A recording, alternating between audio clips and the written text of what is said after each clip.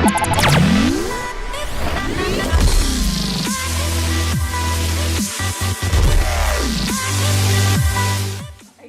to see you here today, guys, for the very last Q&A today at MCon. I hope you've been having a fantastic day. I'm sure you have. My name's Jan Gilbert, and I'm delighted to be able to say that it's time to celebrate all things Game of Thrones right now. So without further ado, let me introduce our stars. Her character taught Davos Seaworth to read and told Melisandre exactly what she thought of her. Yes, it's Kerry Ingram who plays Shireen Baratheon.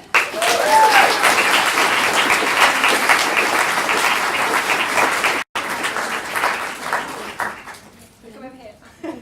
I don't bite, I promise. Right, next one up. Her character's big brother was everyone's least favourite king, and she was shipped off to Dawn to forge a marriage alliance. It can only be Amie Richardson, who played Myrcella Baratheon.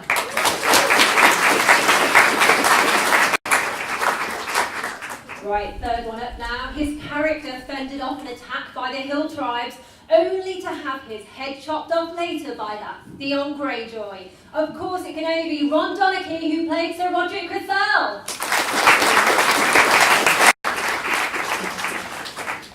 Okie dokie, his character was Lord Commander of the Night's Watch and was killed by one of his own men when he went north of the Wall. Yes, it's James Cosmo, who played Jewel Mormont. Stunning!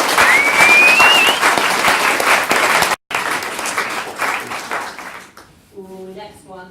His character murdered Lord Mormont, and last season he suffered death by direwolf. Yes, it's Luke Barnes, who played Rast.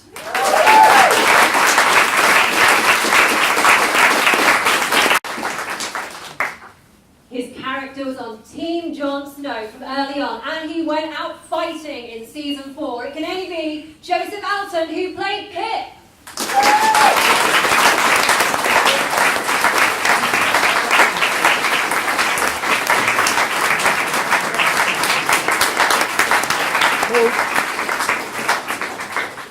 I am going to start off the questions, and then I'm going to throw it open to you guys. I'm sure you've got loads of questions to ask these brilliant guys who are here with us today.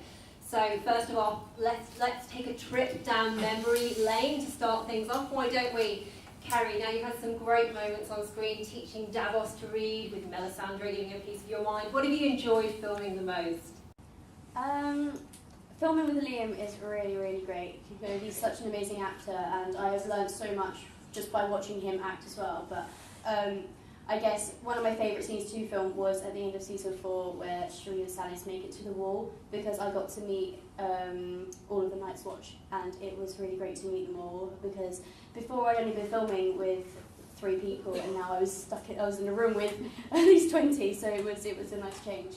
And Amie, you've had a chance to film with loads of the cast, haven't you? Tell us about some of your favourite moments. Do you want to take them on?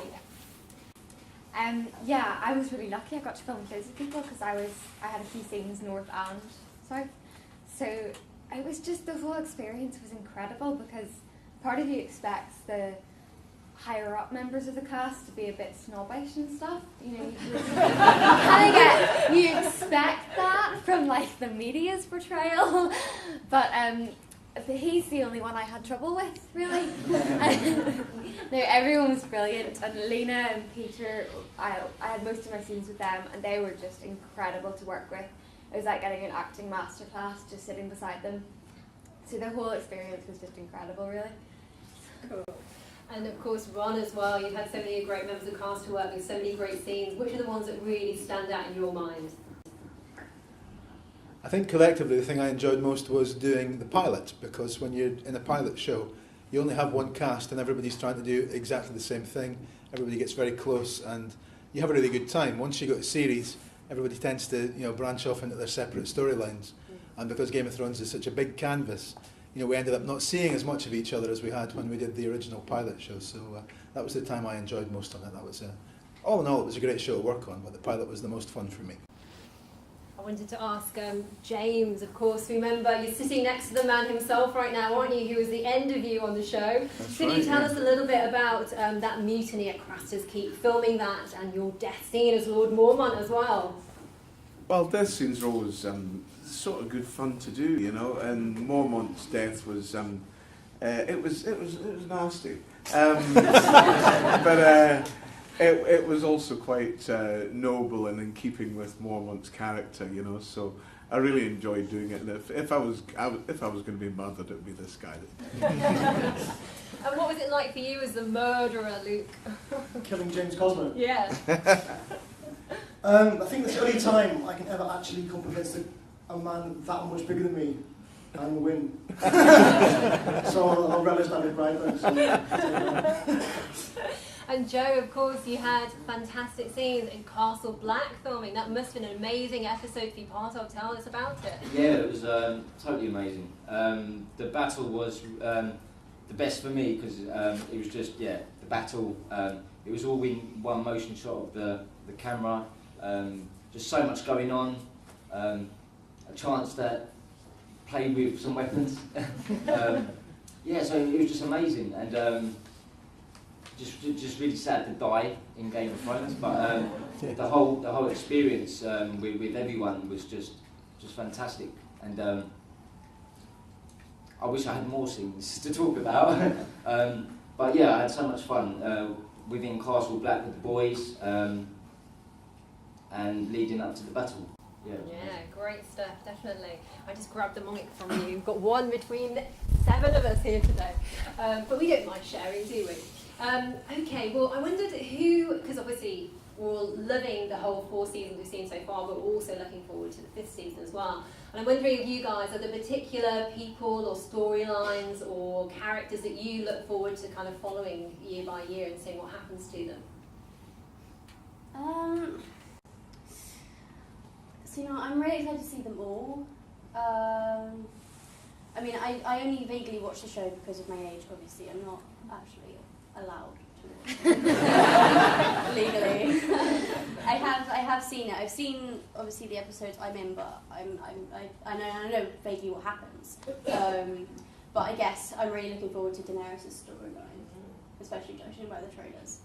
Because I don't get the scripts either. I only get, because I think it's a whole over 16, under 16 thing with the content of the scripts. So I have no idea, unless I've spoken to the person, unless I've spoken to the cast member, I have no idea what happens to anyone else's storyline. So it is still surprising to me as well. Keeps it exciting, hey? Yeah.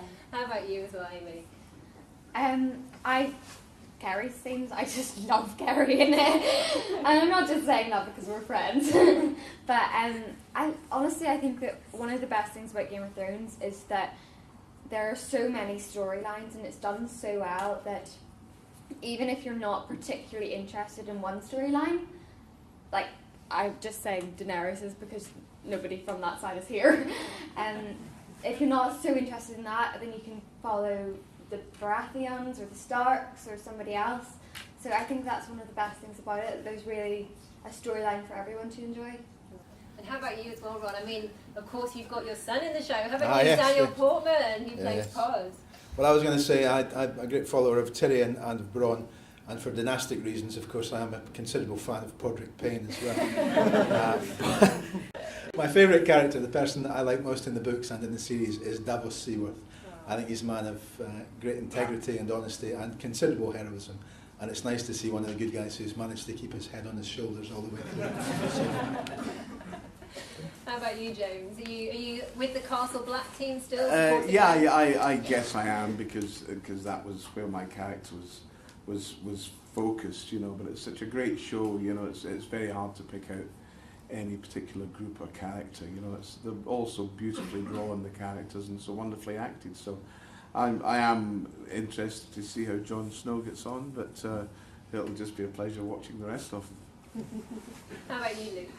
Yeah, same. I think I'm absolutely fascinated by Tyrion still. Sorry. I think he's an absolute sage, and everything he says is insightful and provocative, and everything he does is unpredictable. And for those reasons, I think he is an amazing character. What do you think, Jen? Sorry, some questions. I still haven't got Sky yet, so I'm well behind.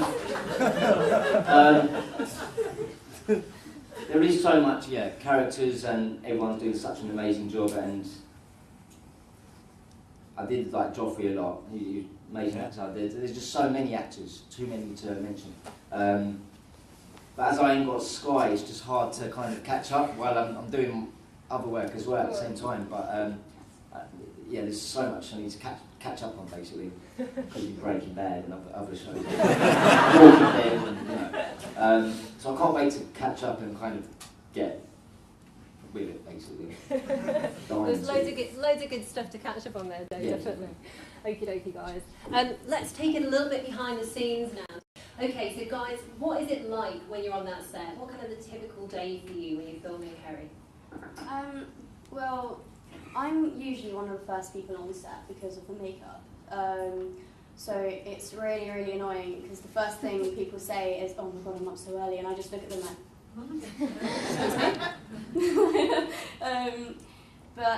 no, it's really nice, and obviously some of the actors like to stay in character, so you don't get to talk to them as much as you like to, but the journeys on the way home are always really nice because they come out of character and you get to talk to them a bit, and it's really great for me as a starting out actress to work with such amazing actors and actresses in such a great series is really an honour. So it is. I've learned a lot. And how about you as well, Amy, about the costumes and all that, getting ready for it, and then when you've got the shoots and stuff? Yeah, well, I was talking to someone about this earlier, and just the costumes are so intricate and detailed that it makes you feel like you actually are in a medieval kingdom. And because I had this necklace for one scene and it had a lion on it, and there was no way the cameras would have picked up on this, but it had this. You could see the hairs on the lion engraved on the necklace, and it was just so beautiful, and everything about it was just so detailed and wonderful, and I think that the wardrobe department is just one of the best out there. I think that the work they are doing is just incredible. So everything about it really was just brilliant. Fantastic. Ron, of course, Kerry talked about her grayscale. You had to have those whiskers put on, didn't you? Yeah, I had my whiskers every morning, and also a lot of work on my left eye. I have a little scar over my left eye, but they obviously increased that and enhanced it. So I had a long makeup, about an hour and a half every morning to get the gear on. And then the costume is Roderick's costume was very complex as well. Weighs just about 5 stone when you put the armour in this. I might carry enough already without putting another 5 stone. I think the best thing about Game of Thrones is that Americans haven't forgotten that you can actually make money by spending money. So you walk onto a set for something like that and everything is right. Your costume is right, the set is right.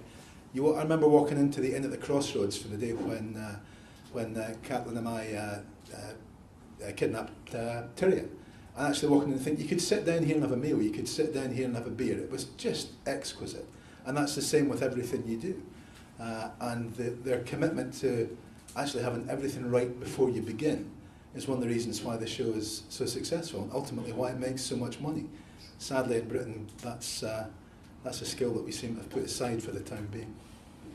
James, what's it like, and Luke and Joe, so when you walk onto that Castle Black set, that must be something quite impressive. What's it like? Give us a little bit behind the scenes insight into it. Extraordinary. The first time I saw that set in just outside Belfast in that quarry, it was awe-inspiring, to see the work that had been done.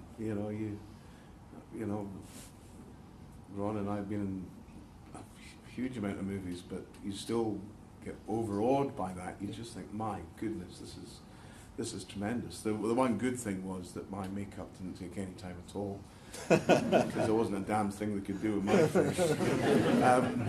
And again, the costumes are wonderful, but when we were in Iceland, I just wish they'd make them a little bit warmer. But apart from that, fantastic. Iceland was amazing. It's like, I think my whole experience in the show can be sort of summarised by that week in Iceland. Just like, what's going on? This is ridiculous. Just me being like, the Castle Black thing. That's actually a castle. Mm-hmm. It's actually a castle there, and that pulley thing's actually there. And like when we went exploring on there, there's chickens and things, and it's like, it's an actual castle. You know what I mean? I know that sounds very silly, but like, it's ridiculous that build an actual castle. Yeah. They build the castle. I'm so excited. I think I've made my point. I think there's a castle there, guys. Because I was wondering, they did build a castle. Anyway, jokes. Yeah. It was amazing. It was like the biggest and best set I've been on so far. With the set builds and everything. And like Luke was saying, it is just a castle. You just stand there, it's like, and you, like a bit like a child. It's like my first time going into a castle. I've never gone into a castle before. And you just see the big doors, and you just, you do watch films of big castles and stuff, and then it's just right there. And as soon as you go in, it's like you go into another room, and then you go through to another room. So it's not like it doesn't feel like a set until you get right behind it, and it's a set. But it's just amazing. Yeah, you got all the live. Well, they're not live. They're dead chickens. Yeah, you had the hogs or the pigs. Same thing. And it was just amazing, and kind of like waking up in the morning, you start, come from the shower, you're all clean, you get your costume on, and then you go through makeup, and it would just be loads of mud on your face, spray cold water, so like 5, 6 o'clock in the morning, it was a bit like, ugh, but like once you're done, you just can't wait to get on set and be, it was just a dream come true. Yeah, I can imagine. Yeah, I mean, all that stuff, I guess, really helps with the acting as well, doesn't it? I mean, you're kind of going into it, it feels kind of real, I guess. You don't have to keep, because you don't have to, it's just there for you, so it's like, you believe it anyway. It's just like, I'm at Castle Black, and then you got all the... As you are. But amazing. Right, guys, let's open things up now. Who's got questions for me? Right, who's got questions? Yes. That question was about, so everyone who's been killed off, how far in advance do you find out about it, and what's it like filming it, and how do you feel about it? So let's go. Well, for me, I was filming something else, and then I got the script sent to Prague, and I was so excited to read it, thinking, I want to know what Pip's going to do, or what his storyline's going to be more further. And just reading through the script, my character started to get scared. I was like, okay, he's a bit different from the other seasons, because he's like the little jokey type, but obviously still scared.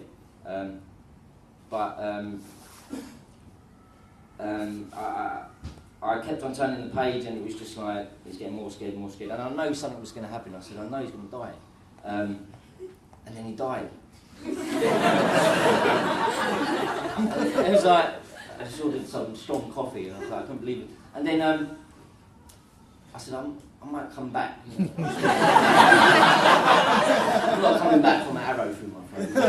And so they burnt me, and I was like, I might come back as a zombie, but no, they haven't called me. But it was, so like, you find out before you start filming for the new season, and you don't know other characters have died or not died kind of thing, because I was reading my bit of scripts and I thought it was just me. So I was like, so Gren don't die, it's just me. It's like, why just me? And then obviously I spoke to the actor who played Gren. He goes, yeah, I died too. And I was like, but I was kind of sad, because it's like, obviously I found out Pip's still alive in the books. It's like, how can you do that to a character?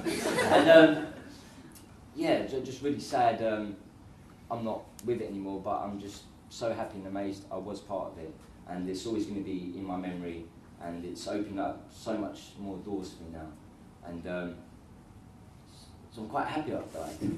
So it's been a real amazing ride. Yeah. Thanks, Joe. How about you, Luke? That death by a dire wolf. It's a good death, but like for me, I always felt like I was on borrowed time anyway, because the characters barely in the books, and sort of like an amalgamation of lots of different characters in the story. So I was always like, am I going to come back next year? Does this really need me in it? And then then it came, and I was like, okay, yeah, cool, yeah. And then when I died, I was like, I think it's time I died, really. I don't really have it. Yeah, it was good though. Good. But I don't know if everyone knows, but I think, Luke, your character was only actually initially going to be in 3 episodes in the first season, wasn't it? And then obviously it got expanded, and then in your character in the books, it's not Rast who kills Lord Mormont, is it? So it was kind of expanded as it went along, yeah. Yeah. I felt, honestly, my whole experience basically me being like, what's going on? You know? And then I sort of felt like every time I came back again, I felt lucky. So when I died, I was like, I've had my nice time. got to kill James Cosmo. Move on with life now. James, what did you feel when you? When did you find out that Lord Moore was going to? Well, get the push? I thought that I wasn't going to be committed to it for that long, but I hadn't read the books at all. Still haven't. And but I go fly fishing in America quite a lot. But my old fly fishing buddy Bo, he started to read the books. So we'd be out fishing, and he'd say, "James," he said, halfway through the first book, he said, "You're still there, kid." And then he'd say, "Finish first book, man, you're still there." And a couple of weeks later, he'd say, near the end of the second book, he said, "Haven't seen you too much." Thanks for that, Bo. And then the third book, he said, "James," he said, "I don't see you at all."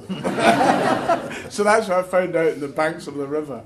But that was fine. You know, as an actor, you do jobs that last for a season or 3 seasons or whatever, and then you move on. And it's one of the joys of the job, the variety and the change and the travel and everything else. So you just have to appreciate the job while you're doing it, get the best out of it you can, and then move on. It's no big deal. How about you, Ron? I mean, you've read the books, haven't you? Yeah, You've I'm a big fan of George's work, and I'd read a lot of his other stuff before Game of Thrones, and I'd read all the books before we started, so I knew that Roderick was coming to an end towards the end of book 2, and I thought it was very unlikely, even though they do change some things in the TV series. I thought it was very unlikely that somebody that held that position in the Stark household could possibly survive, because everybody dies. I've done an awful lot of dying, so the actual business itself on the day was it's a trying day. It was cold and it was wet, but it's always exciting when you're doing stuff like that, because everything is focused on quite difficult special effects and stunts and things. You've got to wear, especially if you're going to be beheaded. You've got the green mask on. You've got the timing of the sword stroke, all the other things. It was a really exciting day, but quite a mordant day as well, because I'd had a good time. But as James says, especially when you've done it as long as we have, moving on is what we're used to, and it was a great thing to be part of. But up and onwards, that's what we do. I wonder for Amie and Kerry, what have your favourite deaths been on the show? Have you seen? I know you haven't seen all of it, but you must be aware of some of them. Kind of the ones that you've heard about, and you think, "Gosh, that sounds like a good one." Joffrey. That made me really happy. I think the way that he died was just the best thing ever to happen on TV. So yeah, he would be up there. I'm going with the same answer. I can't really think of anyone else apart from Joffrey. That was one of those ones, I think, when we probably all had it. Like, you really wanted him to die, didn't you? But you also was such a good character. You're like, oh no! It's almost like you love to hate him. Yeah. It's a thing where you hate the character, but that's the thrill of it. Exactly. You love hating him. Yeah. And then once he's gone, it's like, oh, we've got no one to hate now. No one to hit. Okay, there's a lot of people to hate, but you get where I'm coming from. Still a few in there, I think. Guys, who's got more questions for our panel today? Yeah. Who's in hope will take the iron through? Ooh, so If you could wish anyone on it who... Stannis. Ooh, Stannis on the Iron Throne. Oh. I wonder why you would say that. I don't know. I don't really think any of them deserve it anymore. I feel like if it's going to be anyone, it's got to be a Stark. Yeah. But I'm not Team Stark. So Controversial. It's got to be Stark, but you're not Team Stark. I guess from what you've got to choose from, I think Tyrion would be the best choice. He's the only one that has the wit and the intelligence to work his way through the sort of labyrinthine politics and dynastic squabbling of Westeros. But it's because of his particular circumstances, there are all kinds of challenges he would face. But even though he's not particularly a warrior, I think he's smart enough to get away with it. So Tyrion would be my choice. Yeah, I think I'd go along with Ron on all those points, although I would like to see Jon Snow do well. Yeah. I think Ron's absolutely right. I think my vote would be like, this guy I think like the sink or swim would be Samuel Tarly. Either amazing or the worst thing possible. I was going to say Sam as well. Oh. How's Sam? Well, probably Jon Snow. it could be anyone, and no one knows who it will be. Yeah. I like it. Sticking to Team Castle Black down the end there. Love it. Love it. Any more questions out there for our guys here today? So did you borrow anything from the set? You can't really steal anything, obviously, but I just took a little stone from Castle Black or somewhere. So yeah, it's only a little stone. I was allowed to take it without anyone knowing. I've got nothing, you know. I feel quite lame now. With you? No one thing, no.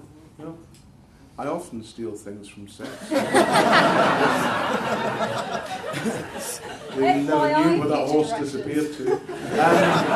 But no, on this one, I didn't, no. James, if you could have taken anything, what would you have taken? If you could have taken anything, what would you have taken, James? A set of thermals. How about you, Ron? No, I didn't take anything. If I had a choice, I would have taken my wolf. I'd liked my wolf that I wore around my neck. I was in many ways, I was quite attached to that. And you would have loved it in Iceland. Yeah, I'm sure. Yeah. But no, I didn't take anything. How about you, Amie? I didn't steal anything, but They borrowed, exactly. yeah. They gave me, like, they bought pants for me, and obviously they weren't going to reuse those, so I kept them.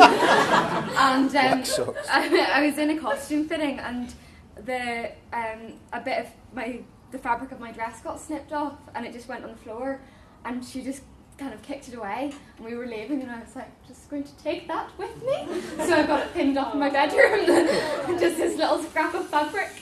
Oh, that's lovely. How about you, Kerry?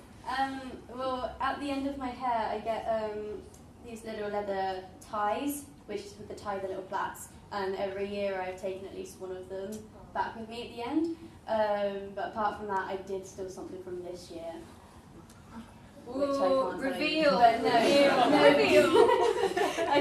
I can't. But it was probably it is the first thing that I have borrowed from a set. I love it. Okay, there was a guy. Yeah.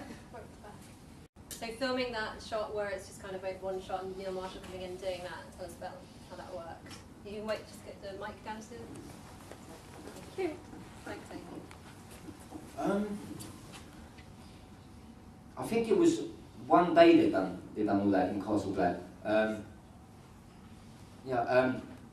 They rehearsed it in the morning, and then at night time you shot it all.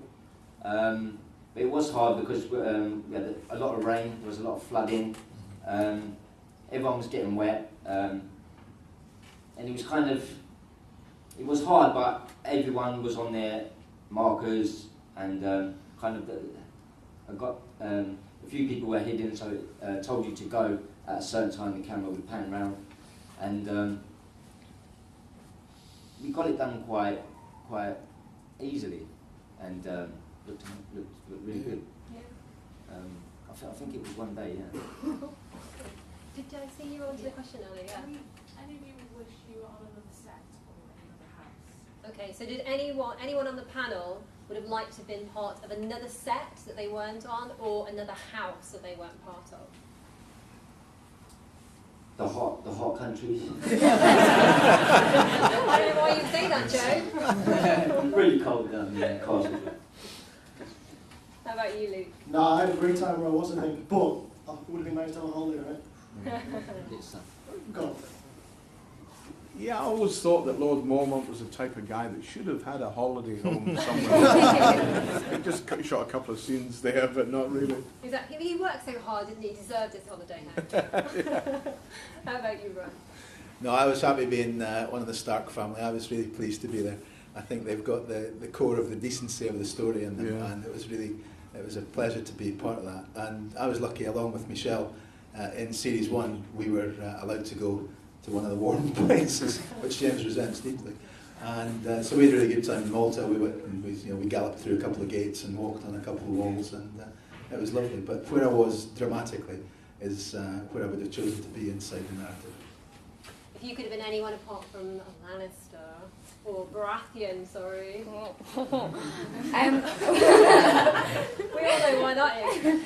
Who would you have liked to have been? Well, this is actually a very little known fact, but I originally auditioned for Hodor, and I got down to the last two, but I just couldn't get the lines. So, unfortunately, that went away. I make that joke at every single convention I go to, by the way. She's heard it about 4 times. No, I don't know. I'd have loved to have been Daenerys. I mean, she's badass. She's so cool, and like the dragons. But I loved Marcella, I really did, and I do like the Lannisters. I think that you need a good baddie in every series, so I think the Lannisters were pretty good. And Baratheons. Would you have liked to have been on another set as well if you could have been anywhere else? Or would you like to? Well, I was really lucky because I got to go on quite a few different sets. I was in Belfast quite a lot, but I was also in Croatia for a bit, which was lovely. So I don't know, I don't think I'd go in it. Oh, I would have quite liked to have gone to Iceland though, but with your thermals, obviously. yeah, with my extra pair of pants. What about you, Kerry? Any other house or another set? Well, set-wise, I would have loved to have gone to Malta because I'm from Malta, so it would have been really nice to have gone back out there. And when I auditioned, they actually said to me, "Have you ever been to Malta?" And I said, "Well, kind of, yeah." And then I got Belfast. As lovely as Belfast is, Malta is slightly warmer. So I would have liked to go to Malta. And how about another house? If you could have been in another house other than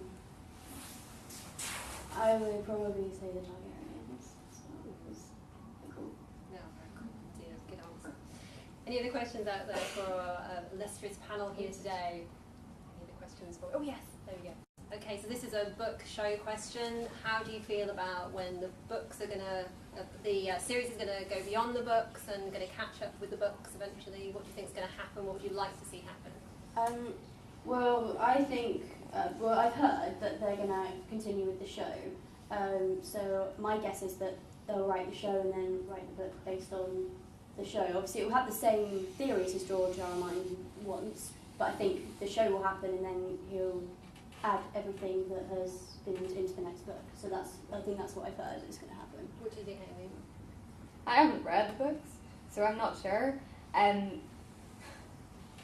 Yeah, I think I do know that David and Dan have been told, or that they are like the only 2 people in the world who actually know what happens in the end. So I do know that they will match up, but I don't really know how they'll work it. Yeah. I think we're almost at the stage now where television's moving faster than George. I mean, George, takes 4 or 5 years between each novel now, so it's very unlikely that the books will be finished before the TV series. I think impossible, really. I think when the TV series began, hardcore fans of the books were very concerned that the television series would diverge greatly from what they were expecting. I think they've been very pleased with the way things have gone so far. I think they've also come to the conclusion that they're going to get the best of both possible worlds now, because the TV show will go in whatever direction Dave and Dan and HBO decide to take it. But I think what will happen with George is that George will follow his original vision, regardless of what happens on TV. And so fans of the series will be able to look at it from 2 entirely different perspectives, I think. I don't think George will follow what happens on television. He already knows the direction he wants to go in. I'd be very surprised if he didn't follow that, because that's the kind of bloke he is, the kind of writer he is. Do you see the two? Sorry to interrupt. Do you see the 2 kind of diverging then? Or? I think it's all. I think they'll come to the same conclusion. I think it would be surprising if they didn't, but I think they will follow slightly different paths, because television, no matter how dense and how well dramatised television is, it can't follow blow for blow the plotting of a novel, and certainly not one that's as complex as the kind of novels George writes. So you get 2 distinctly different narrative strands that will arrive, I think, at roughly the same conclusion. You got anything to add to that, James, or where would you like to see things going? No, I wish the whole programme well. I'm sure they won't make the mistake that so many television series do, is going that one season too far, and stretching it out. I hope when the end does come, it's on a really positive note and it's done and it's perfect and you walk away. It'd be horrible to see it, sort of stutter out. Yeah. I'm sure that won't happen, but it's happened before. Yeah, I've no idea, but I'm sure it'll be great when it doesn't.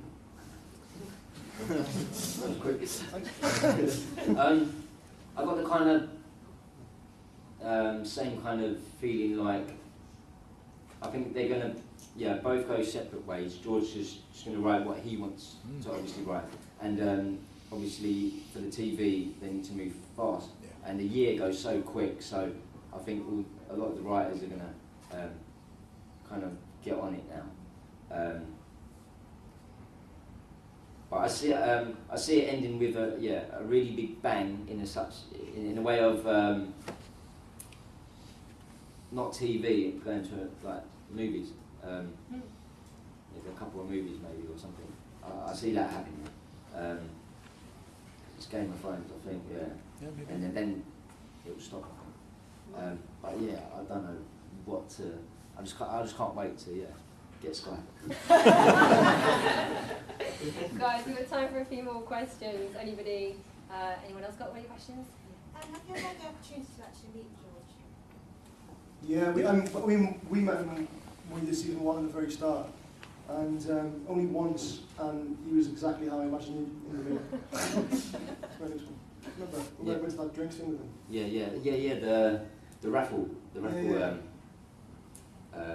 little party thing we had with him. It was kind of cool. And then the next time we met George was at breakfast, and then everyone was kind of looking at him in a way of keep you in it, you know? And then he just gives you that. You don't give away nothing. You know. You try, hi George. But yeah, you don't give away nothing. And the next time you saw him was on set. No, that was nice. Just to see him on set, his baby come alive. You know? It was his dreams come true. How about the rest of you guys? James, have you met George R.R.? Yeah, I met George a couple of times and exchanged a couple of emails. Got on very well with him. He's a charming, erudite, nice guy. Yeah, nothing bad to say about him at all. He's a hugely talented man. It's remarkable. And Ron? Yeah, George is good company. You know, he likes a chat, he likes a beer. If he hadn't been a hugely successful writer, I think he'd been a brilliant professor at some kind of American university, teaching liberal arts or something. I mean, he's good fun to be with. He's a very eclectic man, interested in all kinds of things in the world, and and his enthusiasm for the show is boundless as well. So he's great to be with. Really good guy. And Amie as well. Have you met him? No. Oh. I think I'm like the only one here. Oh, you're not? Okay, that's the one. No, but I have heard that he's lovely. Although I find that hard to believe considering the books that he writes. But no, I'm sure he is lovely. Well, it's something to look forward to in the future as well, to meet him as well, isn't it? I haven't met him. Well, to be continued. In the future you can meet him definitely, something to look forward to. Now I've been told we've got one more question, and I did see someone, where was it? Who had a question. Come on. Is it the guy in the grey top? Did you have your hand in the air earlier? No, you didn't? I thought you did. This lady here is going to have the last question. Let's do it. You like Marmite. Everybody either loves Game of Thrones, oh my god, Game of Thrones, or they're like, no, I'm not interested. What is your favourite thing that you love that's not Game of Thrones? Your own Marmite that you love? Orange is the New Black. Oh, Sorry. I have like a list. Call the Midwife, which I know is like a really weird thing to be obsessed with because it's sort of like soft Sunday night TV. I cry at every episode. I am so emotionally invested in the show, it's ridiculous. And Orange is the New Black, and Once Upon a Time, and just everything, like, I just love it. That's a good question, actually. I don't know. The Professionals from the 70s. Of keep it late, old school. Breaking Bad. Oh, yeah. Yeah, I loved Breaking Bad. But funnily enough, what I was saying before, something that just goes on a wee bit too long, I think Breaking Bad could have been made in 4 seasons easily, and it stretched a wee bit too much. But nonetheless, I loved it. I'm a great fan. I think 2 things I think are absolute genius are Friday Night Lights, and watches that, and Battlestar. I think they're a league above in terms of what television can be.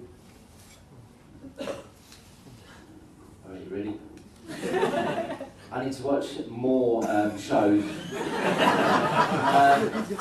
Get Sky that Prime Watch. I need to watch more shows. I haven't got time to watch. Got a daughter, and at the same time just doing other stuff as well. So it's just I can't wait to watch some TV. Catch up. There's lots to look forward to out there, Joe, definitely. Well, thank you so much, guys, for being here today. Thank you for being here too. Let me join together and let us all clap and thank our great...